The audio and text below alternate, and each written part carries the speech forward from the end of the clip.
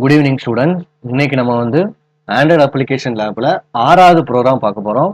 6வது ப்ரோக்ராம் என்னதுன்னா splash screen. இந்த ஸ்பிளாஷ் ஸ்கிரீனை வேற ஒன்றும் கிடையாது. நீ இப்போ இன்ஸ்டாகிராமோ வாட்ஸ்அப்போ ஓப்பன் பண்ணும்போது ஒரு 2 செகண்ட் வந்து அதோட லோகோ வந்து நிற்கும். கவனிச்சிருக்கீங்களா? அதுதான் ஸ்பிளாஷ் ஸ்கிரீன். சரியா? 2 நிமிஷம் நிற்கும். அதுக்கப்புறம் தான் அந்த இன்ஸ்டாகிராம் ஆப்புக்குள்ளேயே போகும். அதே மாதிரி இன்னைக்கு அந்த ஸ்பிளாஷ் ஸ்கிரீன் எப்படி கிரியேட் பண்றது அப்படிங்கிறத நம்ம பார்க்க போறோம். சரியா? இந்த ப்ரோக்ராம் ரொம்ப ரொம்ப simple. Sorry, file, new, Android application project. இங்கே வந்து எக்ஸைஸ் 6 ஸ்பிளாஷ். நெக்ஸ்ட் கொடுத்துட்டு ஃபினிஷ் பண்ணி விட்டுருங்க.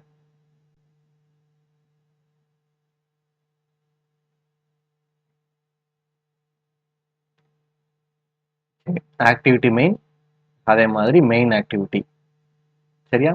இந்த ஒரு ப்ரோக்ராமுக்கு மட்டும் நம்ம என்ன பண்ண மாட்டோம்னா இந்த ஆக்டிவிட்டி மெயினையும் மெயின் ஆக்டிவிட்டியும் யூஸ் பண்ண மாட்டோம்.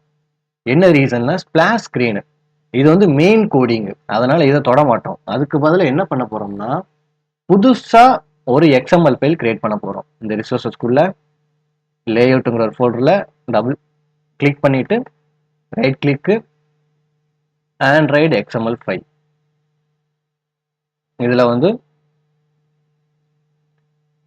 என்ன ஃபைல் நேம் வைக்கணும்னா ஆக்டிவிட்டி அண்டர்ஸ்கோர் ஸ்பிளாஷ். சரியா? ரிலேட்டிவ் லேயர்ட்டை சூஸ் பண்ணி விட்டுருங்க. சூஸ் பண்ணிட்டு ஃபினிஷ் கொடுத்துருங்க.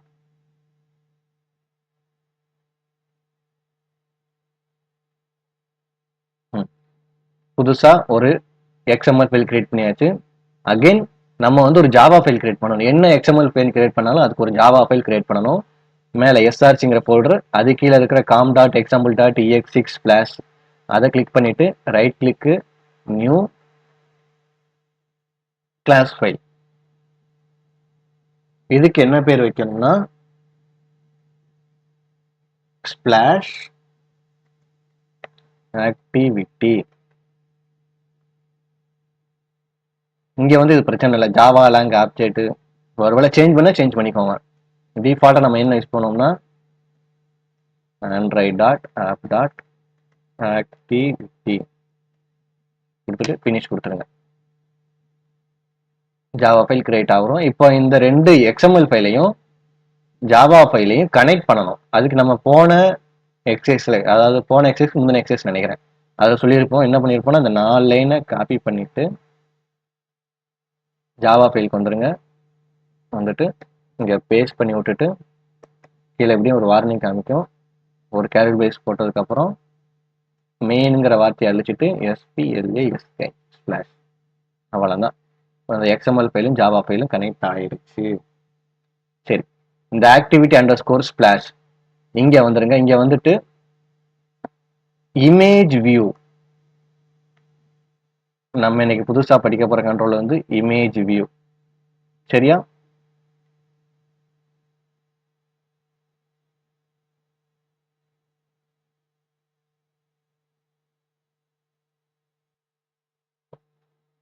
சரி, இப்போ நம்ம என்ன பண்ண போறோம்னா நம்ம யூஸ் பண்ண போற அந்த லோகோவை உள்ள கொண்டு வரணும். எப்படி உள்ள கொண்டு வரணும் அப்படின்னு கேட்டீங்கன்னா நான் என்னோட ஃபோல்டருக்குள்ள A11 PCSங்கிற ஃபோல்டருக்குள்ள என்னோட லோகோவை பிளேஸ் பண்ணி வச்சிருக்கேன். இதை அப்படியே ட்ராக் பண்ணிட்டு இங்க கொண்டு வந்துட்டு இந்த டிராவபிள் HTBI அப்படிங்கிற ஒரு ஃபோல்டர் இருக்கா, அங்க வந்து ட்ராக் பண்ணி விட்டுருங்க. ஓகே கொடுத்துருங்க. இப்போ இந்த ஸ்பிளாஷ் லோகோ வந்துருச்சு. வந்ததுக்கு அப்புறம் இந்த இமேஜ் இங்கே பிளேஸ் பண்ணிடுங்க. சரியா? ஸ்பிளாஷ் லோகோ கொடுத்துட்டு ஓகே கொடுத்துருங்க. பிளேஸ் ஆயிருச்சு, இமேஜ் வந்துருச்சு. சரியா? அவ்வளவுதான், நம்மளோட டிசைனிங் பார்ட் ஓவர். இதுல ஒரு வார்னிங் இருக்கும், அந்த வார்னிங் பிரச்சனை இல்லை, அந்த வார்னிங் இருந்தாலும் ரன் ஆயிரும். சரியா? Ctrl+S கொடுத்துருங்க. Ctrl+S கொடுத்துட்டு நம்மளோட கோடிங் பார்ட்டுக்கு போயிடுவோம். கோடிங் பார்ட்டுக்கு போயிட்டு வழக்கம் போல டிக்ளரேஷன் தான். டிக்ளரேஷன் என்ன பண்ண போறோம்னா private static integer splash time out equal to 3000 semicolon slash slash இந்த 3000 வேற ஒன்றும் கிடையாது 3 செகண்ட் சரியா சரி ஸ்லாஷ் தேவையில்லை இது வந்து 3 second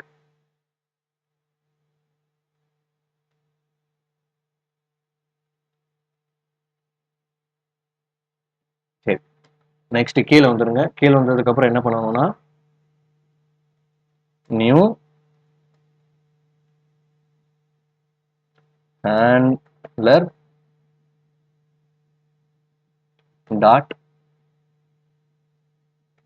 post delayed new runnable double quotation குள்ளே bracket open bracket close bracket enter தட்டிடுங்க ரெண்டு க்ளோஸ் bracket நடுவில் கர்சர் வச்சுட்டு enter தட்டிட்டு open curly brace close curly brace அதுவே விழுந்துடும்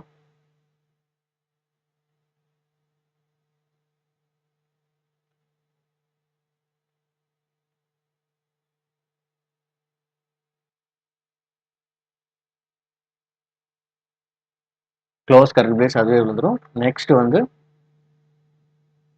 அட் ஓவர் ரைடு மெத்தட் கீழே வந்து என்ன பண்ண போறோம்னா ஓவர் ரைடு ஸ்பெல்லிங் தப்பாலே இருக்குமா ஆமா ஓ வந்து கேப்ஸ் சரி அந்த வார்னிங் பிறகு கிளியர் பண்ணிடலாம் அதை கொடுத்துட்டு கீழே வந்து public void run single quotation ஆரம்பிச்சு உள்ள வந்து intent I equal to new intent bracket ஆரம்பிச்சு ஸ்லாஷ் activity டாட் this இப்போ நம்ம கரண்டாக ஒர்க் பண்ணியிருக்கிறது அதுக்கப்புறம் main activity dot class semicolon வச்சுருங்க இது என்ன வார்னிங்னா இன்டென்ட்ங்கிற பேக்கேஜ் நம்ம யூஸ் பண்ணலை இம்போர்ட் பண்ணி விட்ருங்க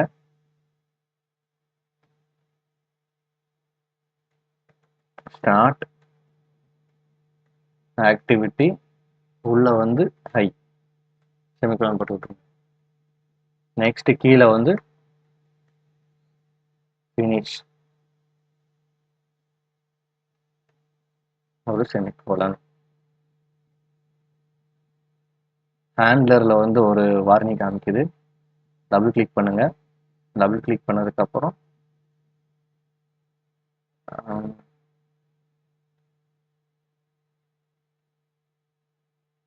இம்போர்ட் ஹேண்ட்லர் கொடுத்துருச்சு என்டர் தட்டி விட்ருங்க அகெயின்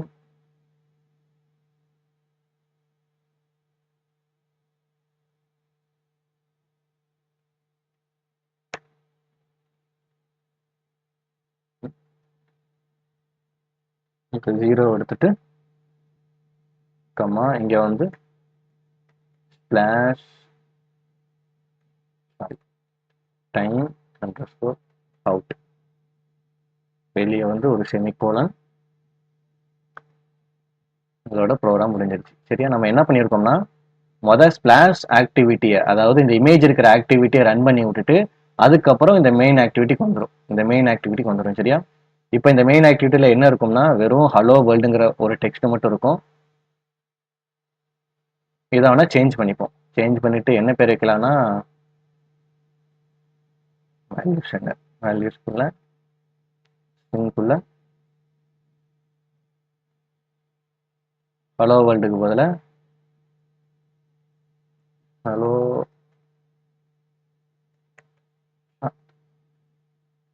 சேவ் பண்ணிப்போம்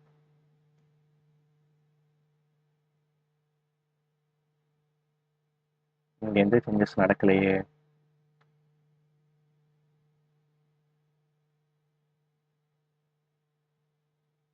சரி, நம்ம புதுசாகவே டிக்ளேர் பண்ணி விட்டுருவோம் ஸ்ட்ரிங்கில்.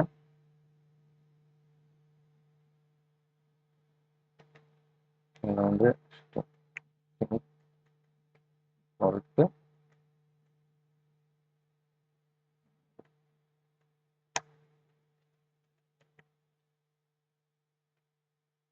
சேவ் பண்ணிவிட்டு இங்கே ஆக்டிவிட்டி மெயினுக்கு வந்துடுங்க. வந்துட்டு இதை ரிமூவ் பண்ணிடுவோம். ரிமூவ் பண்ணிவிட்டு கீழே ஒரு லார்ஜ் டெக்ஸ்ட்டை பேஸ்ட் பண்ணிடுவோம். பேஸ்ட் பண்ணிவிட்டு பேக்ரவுண்டு கோடிங் வந்து என்ன கொடுக்க போகிறோம்னா அட்டு ஸ்லாஷ் சேவ் பண்ணிடுங்க. பார்த்தீங்கன்னா ஹலோ நிஷாந்துங்கிற டெக்ஸ்ட் இருக்கும். அவ்வளோதான். இப்போ ஒரே ஒரு வார்னிங் இருக்கு. எங்க வார்னிங் இருக்குன்னா ஆக்டிவிட்டி ஸ்லாஷ் ஒரு வார்னிங் இருக்கு. சரி, பிரச்சனை இல்லை. இமேஜ் வார்னிங் தான். இது வந்து ரன் ஆயிரும். சரிப்பா, இன்னொரு சின்ன சேஞ்சஸ் மட்டும் பண்ணியிருக்கோம். ஆக்சுவலாக நான் வீடியோ பாஸ் பண்ணிட்டு இந்த சேஞ்ச் பண்ணேன்.